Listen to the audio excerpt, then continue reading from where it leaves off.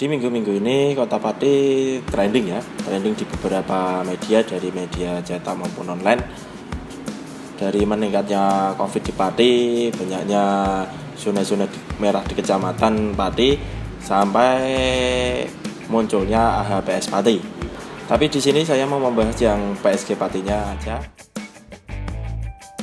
PSG Pati sendiri muncul di Pati itu sempat banyak yang pro dan kontra, karena ya namanya ada sesuatu yang baru pasti ada yang pro dan juga ada yang kontra, itu pasti. PSG Pati sendiri itu awalnya bukan klub asli Pati ya. PSG Pati itu kalau nggak salah itu dari Jember atau di mana, kemudian lisensinya dibeli klub di Gresik, kemudian pindah home base ke Gresik, jadi Putra Sinargiri Gresik, ya namanya juga PSG Gresik. Kemudian ada satu kesempatan PSG Gresik ini beruji coba dengan Persipa Pati. Waktu itu Bapak Safin masih menjadi ketua umum Persipa ya. Jadi PSG Gresik uji coba dengan Persipa Pati. Ya singkat ceritanya aja, PSG Gresik ini ditawarkan ke Bapak Safin untuk dibelilah dari PSG Gresik, kemudian dijual ke Pak Safin.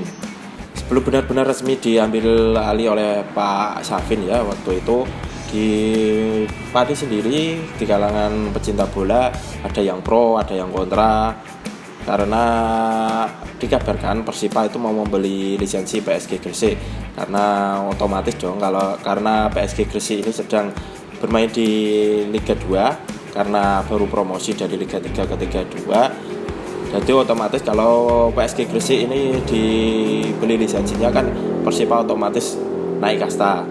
Dan singkatnya pada saat itu Pak Safin mengumumkan secara resmi kalau PSG Gresik ini dibeli oleh beliau, dan dari namanya dari Putra Sinargiri Gresik diubah jadi Putra Safin Group Pati, jadi PSG Pati. Kemudian Pak Safin juga mengubah logo PSG Gresik yang lama ke PSG Pati yang baru, logonya cukup keren lah. Kemudian bikin julukan baru Laskar Kembang Joyo. Kemudian membuat supporter dengan nama Balayoda. Sebagai penikmat bola di Pati tentu saja jadi kabar gembira dong, karena Pati kota kecil punya klub di Liga 2 itu banyak juga yang mengidam-idamkan agar Pati bisa seperti tetangga seperti para Rembang, Kudus. Yang lebih keren dari PSG Pati ini semuanya dikelola dengan profesional ya. Dari akun Instagramnya dikelola secara profesional, kemudian juga kemarin sempat launching jersey juga dengan cara yang keren. Kemudian PSG Pati juga klub baru, sudah punya tim e-sport, itu keren sih. Dan juga untuk jersey-nya pun PSG Pati ini nggak tanggung-tanggung ya. PSG Pati bekerja sama dengan Milis untuk jersey-nya, jadi saya pikir itu manuver yang cukup keren. Kurang keren apalagi coba PSG Pati ini punya training ground sendiri, punya akademik, dan berencana untuk bikin store Pati dan beberapa kota besar lain. Itu kemarin sempat direncanakan oleh manajemen PSG Pati. Ya tinggal bikin stadion mini lah yang standar, yang bisa dipakai untuk internasional. Mini nggak perlu gede-gede, mungkin kapasitas 7 ribuan atau 5 ribuan, tapi single seat semua, dan sarana dan prasarannya lengkap, itu pun sudah keren. Tinggal bikin stadion mini, dan Kota Pati punya klub profesional. Awalnya sih dulu PSG Pati sedang latih tanding di Jogja, kalau nggak salah dengan PSIM ya waktu itu.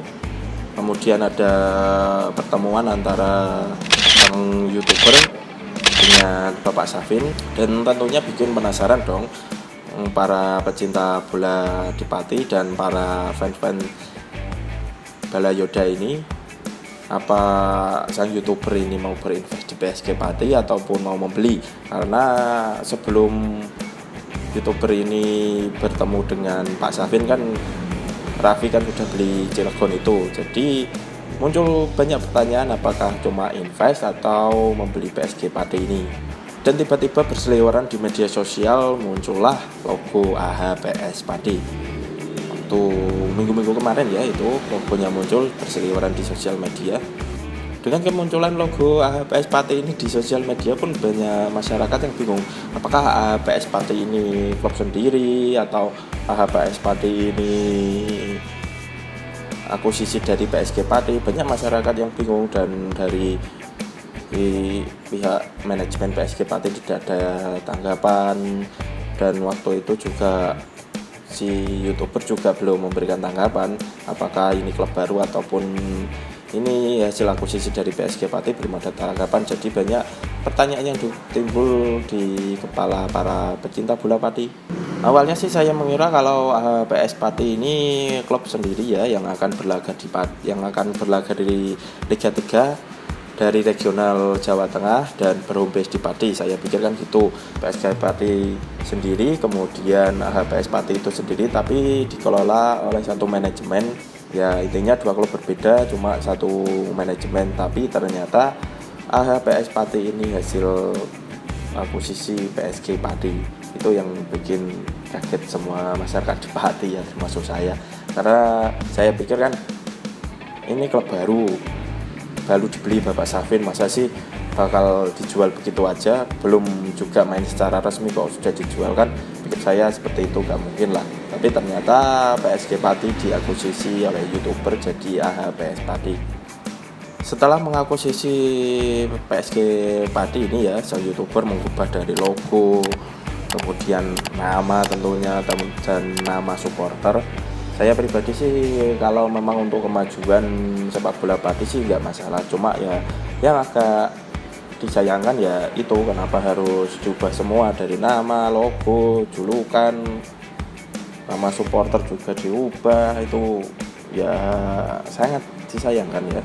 Kan banyak contoh juga, Jarum Group aja yang membeli Como pun nggak langsung mengubah Jarum Como FC, ataupun keluarga Agnelli pun pemilik Juventus dari dulu pun nggak pernah ngembel-ngembel nama klub dengan nama perusahaan seperti Fiat Juventus ataupun Agnelli Juventus. Itu kan nggak, bahkan meskipun namanya AHPS Pati pun logonya itu nggak ada unsur-unsur Patinya sama sekali ya. Kalau PSG Pati kemarin kan ada unsur bandingnya, nah AHPS Pati ini sama sekali tidak ada unsur Pati dengan logo kuda itu nggak ada, khas Pati kuda itu nggak ada.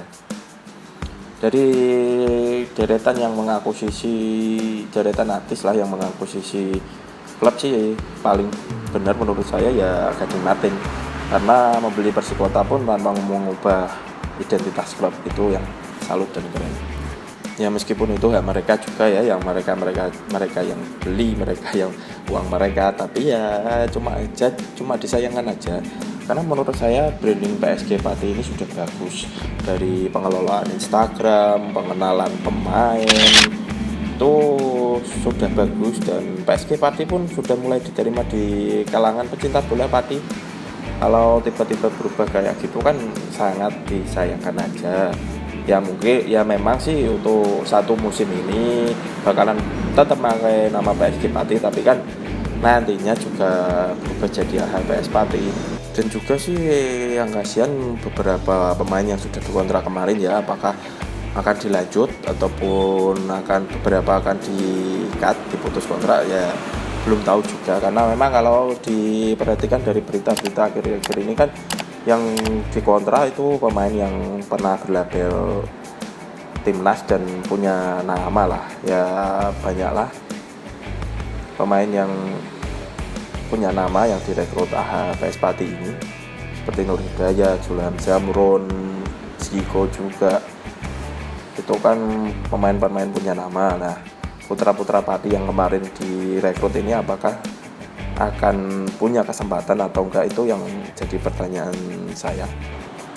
Dan satu hal yang mungkin yang dilewatkan oleh sang YouTuber ini yaitu supporter ini sebagai pemain ke-12 ya kalau di lapangan. Dan supporter ini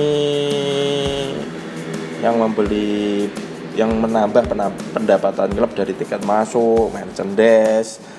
Kalau musim kayak gini kan, musim pandemi kan Kalau seperti PSIS kan nontonnya live streaming tapi berbayar online, itu juga nambah pemasukan.